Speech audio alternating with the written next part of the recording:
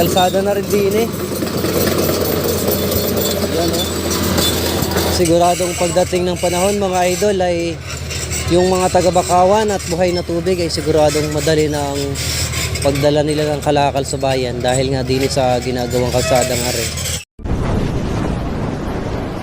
Right mga idol, welcome back sa ating channel. So for today's video ay pupunta muna tayo sa ginagawang kalsada dito sa amin.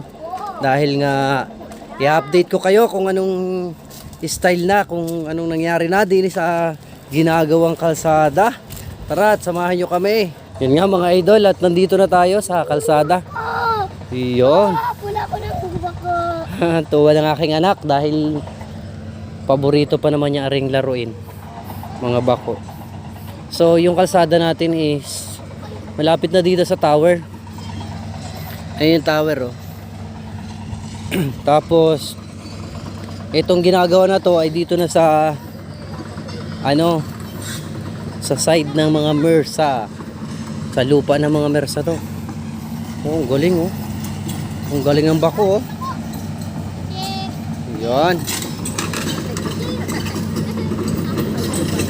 Grabe.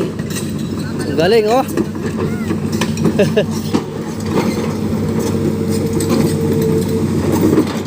Yo. May bako na. Andin na yung bako oh. Laki ng bako oh. Yun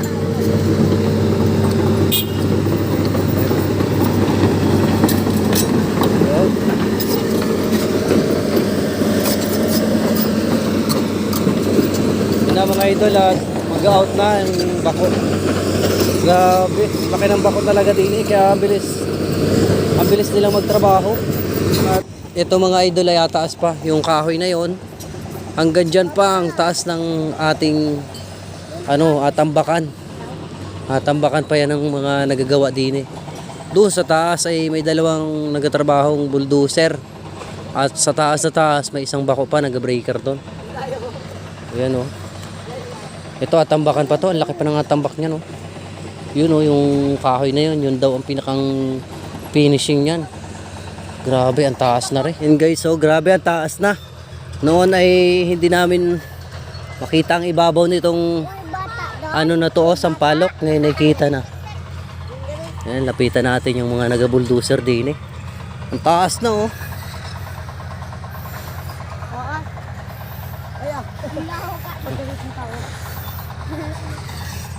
Ang taas na mga idol. Hindi to mahirapan ang hindi mahirapan ang mga magabiyahe dito pagdating ng araw. Dahil mababa lang ang salunghain or akyatin. O yung poste ng Ormeco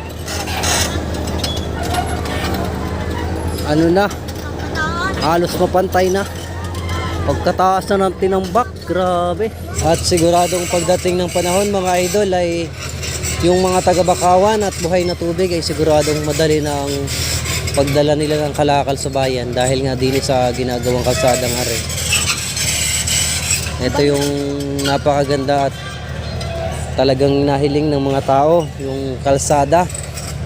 Bukod pa nga din sa tower na hindi nagana, ay yung kalsada naman natin ngayon ay nausad na. Yan nga mga idol, ang gilid nitong kalsadang ginagawa oh. Yan. Napakalalim na. Tumaas na ang tambak. Yun yung kabilang side oh. Grabe. Ito ang maganda dito. Hindi mahirap ang salungahin, hindi mahirapan yung mga sasakyan. Matapos nga natin pumunta dun sa may tower mga idol ay lipat naman tayo din sa kabila. Dito sa lupa naman ng mga Ornedo, tapos pababa dun sa mga sapalyo. Oy, Papa! Oh. Miskir? Ano yun? Miskir. Mixer. Miskir. Miskir. Ayun o. Mixer. Ano ba gayon, Papa? Mixer. Ano ba gayon, Papa? Ito bako yan. Ayan yung mga equipments dito. Ako, Papa. Grabe, ang lalaki ng bako dito mga idol oh. Ayan naman pala, mabilis talagang mayari. Ayun yung bata, andon. At meron na rin dito na sementohan. Kaldasa na. Yan. May kaldasa. Wow, may kalsada na. Ano kaya? May kaldasa na, Papa. Anong kaldasa? Kalsada? Yun, mula din oh. Sa part na to. Andun yung tower sa malayo. Halos hindi na maninag. Tapos nandito na nga tayo kay na kuya. Sa kay na ano? May kuya. Pamilaran. Kay na Palila. Lola Eileen. Lula Edith. May ano ka dyan niya? Anong nadiligan mo? May mga pananim ka? Marami po.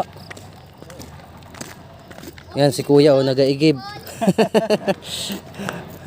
May patubig din eh. Yung pulbo gayon. Nanista ka ng tubig.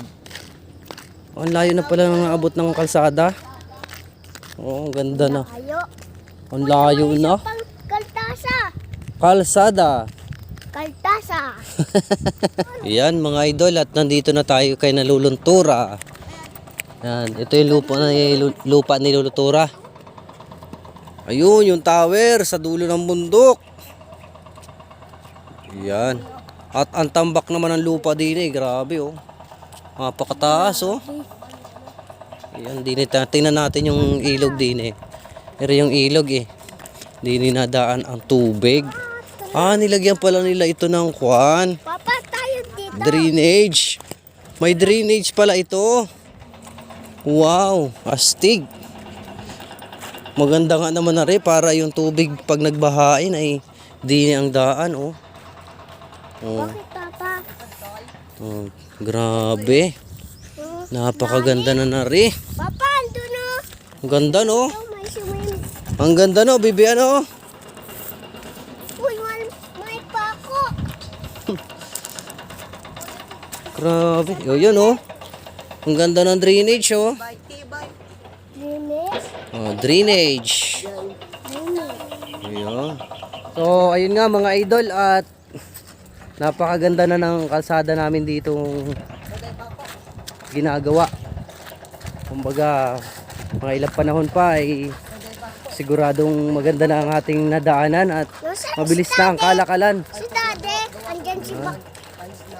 Mabilis na ang pagdala ng mga Si Dade. kalakal. Hindi na motor ang ginagamit kundi Pa, andyan si maaaring mga 4 wheels na. Yung may mga 4 wheels dyan, edi saglit lang ang pagdala nila ng kanilang mga kalakal at materyales. Guys, at nandito na nga tayo sa may ano, ilog. Ito yung ilog galing Kawa-Kawa oh. Sitio Kawa-Kawa ng Ranso. Yan, may drainage na ito. Ah, Yun oh. oh. Mga idol at nandito nga pala tayo sa tapat ng papuntang Kawa-Kawa. Yung kalsada doon na yun ang pababa. Ari yung pataas. Bako. Yung Papa. ang haba ng nakasada. Mga idol at nandito na tayo sa tapat naman ng village. Ayan ang village oh, dito sa amin. Village ang tawag dito sa isang lugar dito sa amin sa Ranso. Ayan. May kalsada na rin din eh. Ayan oh. Grabe. Ganda na rin pagdating ng araw. Ganda na din eh. Mga ilang panahon pa. Guys, at pauwi na kami. So, ito muna yung update natin ngayon dito sa ating channel at dito na rin sa aming kalsadang ginagawa dito sa aming lugar.